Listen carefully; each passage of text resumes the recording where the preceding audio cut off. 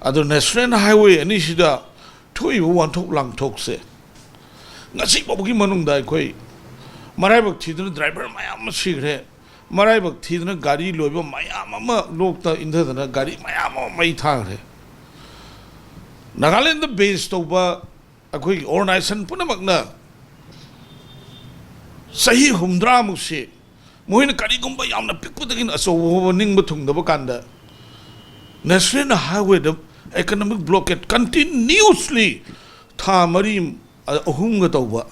yamna koigi tang pan sida sanadaba taunadaba adugumba economic blockade khutawama akoigi khusemgi awaba Nagaland base toba organization punamuna even moigi lalo yauna lam machet munna bahunaba lam tangkhai mlong na bahunaba ngasibok de lepte Manipur da lairiba masigi wanthok lanthok si ngasi ngarangi warate moina tawriba sinu suloiroi masidagi akhoi ngakthok minase na hai tarbodi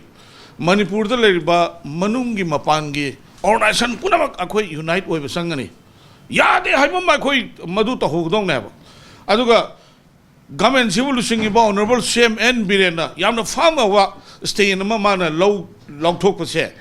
masi Shiva Sena amadi Manipur miyamna thamoi pele nuai ba thagaleba migi lam do moigi lam ni piu hai sibu kari kasi kari no adai da 21 tang kun ma thoi dagi neba moina hawri se nimi tari ni shureba Nagaland government du kai do le ge hawni ado south kano southern angami people organization da ina hangningi noina taliba demand do lamdu noigi na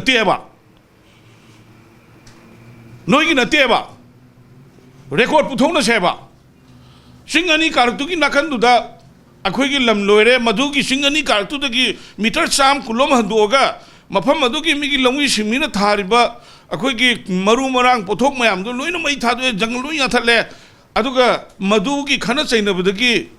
mafam du graino karino na akhoi satna yengure adu akhoi gi lamdu da state government na mafam du leiriba khunja sing mafam du lau sungu du sariba praja sing du gi mogi thawai punsi lanthum kanna ba akhoi gi outpost sam tham du hungdo hai sibu nogi lamgi dum to Manipur masana ngasibo manungda Manipur government na kari ngasibo manungda nagari gi lamda akhoi gi lamne na haiba claim to lete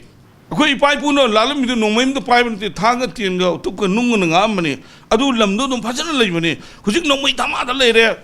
ama somsu noi pai re adu kai do re adu akhoi lam sum mange Indo Myanmar border da su hujik se akhoi lam si machet mange kai dong nung da akhoi gi si long tam policy mata central government puthok gi bisi akhoi ji neglect to bisi kai gino ba kari gino akhoi ge southerners akhoi ge angami people organization na nakhoi gi lam sunatna nakhoi gi lam ne na pi ona harga aduga mi gi outpost su hongdo ona harga yadraga national highway blockade to bisi national highway bisi akhoi gi not akhoi gi human being khak te gi nate madu lambi du saliba san uchi hodong bogi right lei baneba asi Nagaland saliba lambi do adugi national highway do Nagaland gi nate ba noi bhab ta oni akoi isa gi len noi ba Imphal to Jiribam si 225 kilometers khatani akoi lapi si ko masida ekdom mapung phara sembi ro ba adugi every kilometers khudingi 10 kilometers khudingi akoi gi national highway protection force sahi kungani thoi shure aina demand tau lakpa madu thambio